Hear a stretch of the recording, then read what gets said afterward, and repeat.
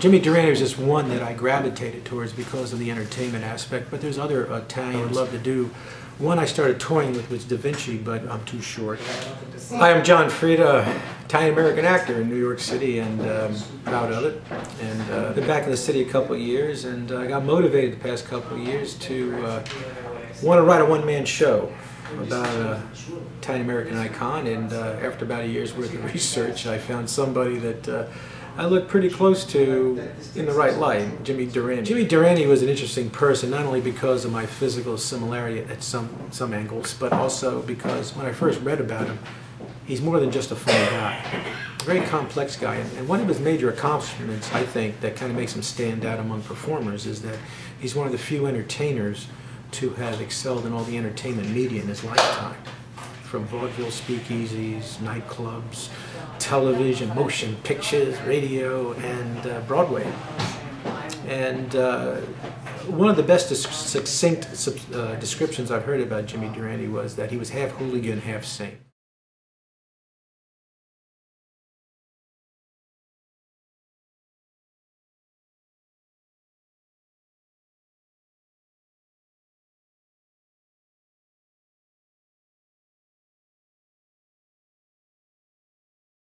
My new show, Imagine That, the afterlife of Jimmy Durante, and look forward to it. We had a technical dress rehearsal this past weekend, and this will be our premiere at the Italian-American Museum with hopes of bringing it to off-Broadway audiences around the city here, live theater. And I've done some film, TV, some of the TV shows around here, and some films. Also in a recurring web series that's been a hit for 3 years called 50 to Death, about 3 boomers in the 21st century. And if you go to 52death.com, you'll catch all those shows up there, and also on YouTube under 50 to Death. Another recurring series called The Burlesque Sisters. I played Murray the manager, which has a little bit of Durante in it. So that'll be coming out in about a month. And also, my writing partner, Lady Sarah, and I co-wrote an award-winning film script 2 years ago that was a winner in the Guild of Italian-American Actors Association, GIA, film contest called Say Nothing. And it's about the struggle of an Italian-American family in 1941, struggling with their belief in the American dream and the incarceration of their relatives in American internment camps. I was raised in an Italian-American household. My dad is from Napoli and my mom is from Abruzzese. And there's just me and my sister. And when we were growing up, they would talk Italian. My father would do the dialect, and it was real hard to understand what he was saying. So I ended up going to Berlitz to learn some Italian so I could try to translate what he was saying a lot. My dad is 92. And still going strong. My mom passed away 2 years ago at the age of 90, and healthy stock in the family, and one of 6 sisters. But what I really remember a lot from growing up Italian was the extended family, particularly when we lived in New York, and getting together, Sunday meals, the cousins running around, and the aunts would go in one room and have the big discussion with the grandmother, and the uncles would go in the other room and have a discussion. And the kids would be left to play, and I remember though it was good. We got together a lot with our cousins all the time, and when we moved out of New York in the late 50s, early 60s, I missed that. I missed that a lot. He grew up in the Lower East Side, born in 1893, and at that time, which was on Catherine Street, between the Brooklyn and Manhattan bridges. At that time in 1893, it was the poorest and the most populated neighborhood in the United States.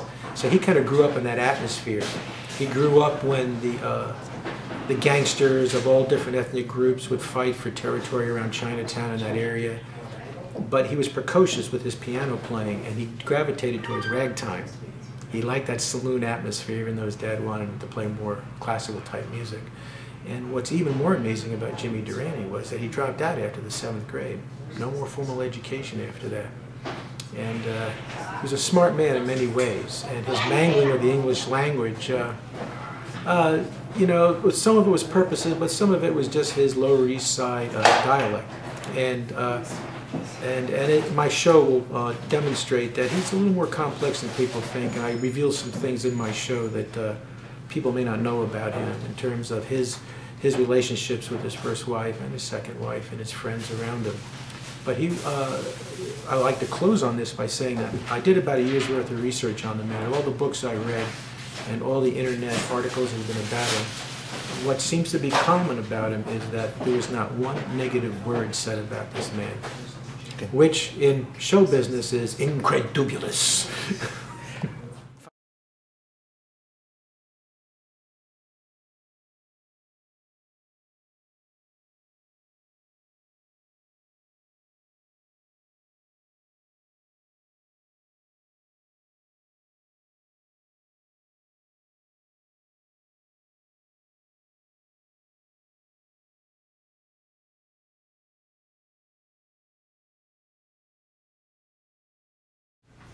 Died January 29th, 1980.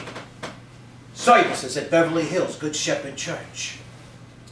How fortunish. Now I know where I was. Yeah, and I'm a long way from Catherine Street on the Lower East Side. Things get overwhelming when you pass on. And that was 86 years ago. Born on a kitchen table. Well, hospitals were no jewelry back then. Known as Jimmy Durante, and radio and TV personality, which I find funny, because I was 57 when I debuted on NBC TV in a show called 4-Star Review. Why not 5 stars? I don't know. But you know, these are all a lot of words. And I don't want nobody to put me on no pedestal, no how. Besides, just the kiss of death to put it down in ink. I mean, say it with roses, say it with furs, say it with Rolls Royces, say it with pearls, say it with diamonds, say it with drink. But always be careful not to say it with ink. Right, big guy? Saying that right before I died, I had a bunch of catastrophe strokes. So here I am, in the waiting room of the afterlife.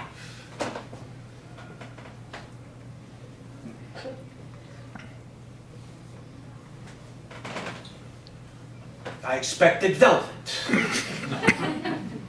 Waiting my turn. To see you, big guy. And what do? Instead of making me look like I'm 20 years old now, you only make me look like I'm 20 years younger so from when I die, just to make sure I know you're in charge of the fun. Imagine that. I'm waiting here because maybe I didn't do what my papa wanted. Oh. But I just... All right. You see, when I was 11, I played the piano. But Papa wanted me to play classical music like that guy Mark Maninoff. Don't remind me, please! You see, I like ragtime music.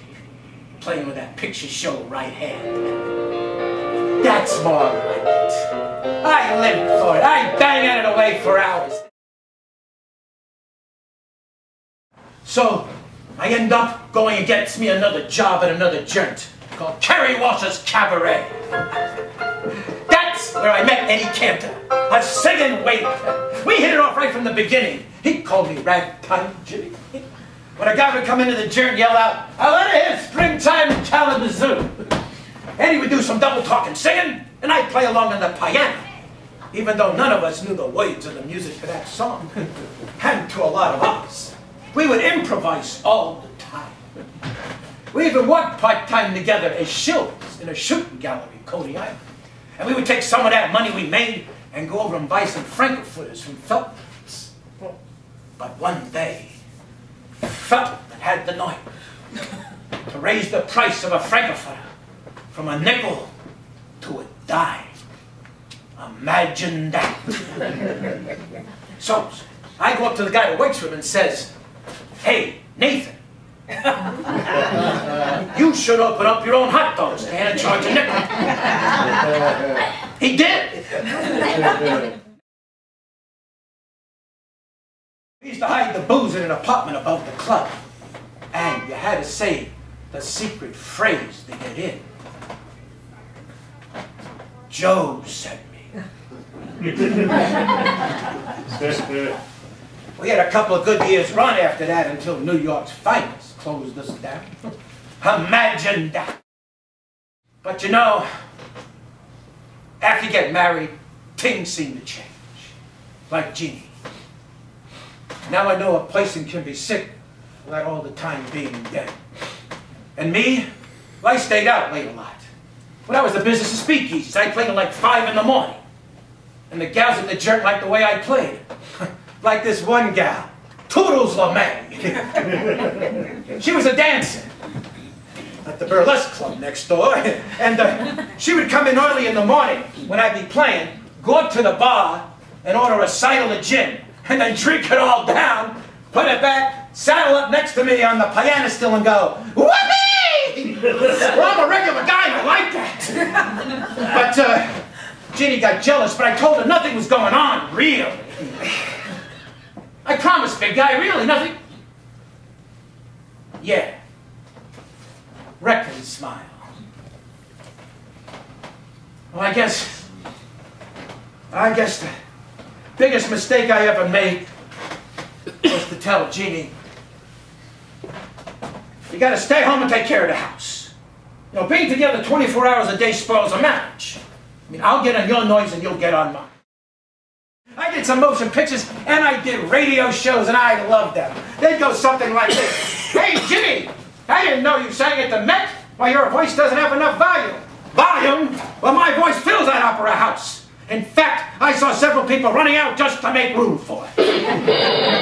You know, you wouldn't believe it, but when I was a baby, I modeled for talcum powder ads. With that face, my face had nothing to do with it. You know, a beautiful girl invited me up to her apartment to teach her how to dance. I wasn't there more than 10 minutes, but who walks in?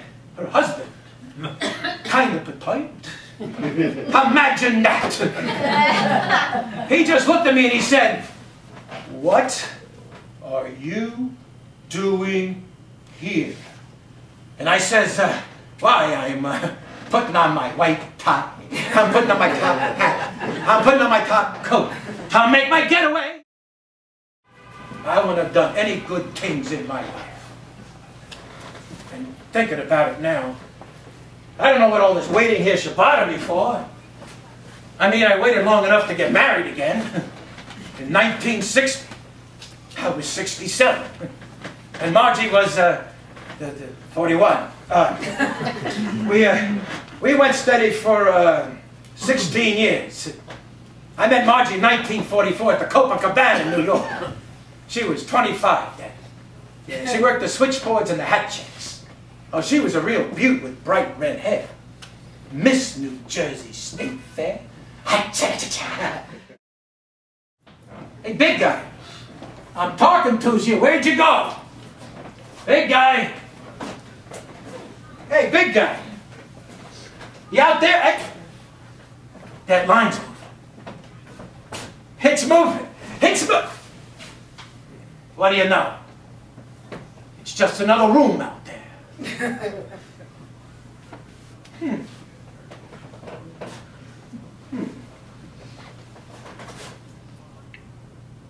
Maybe that's what this is all about.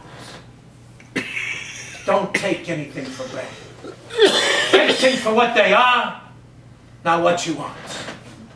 Nothing sure except maybe the nose on my face and the smiles on your faces.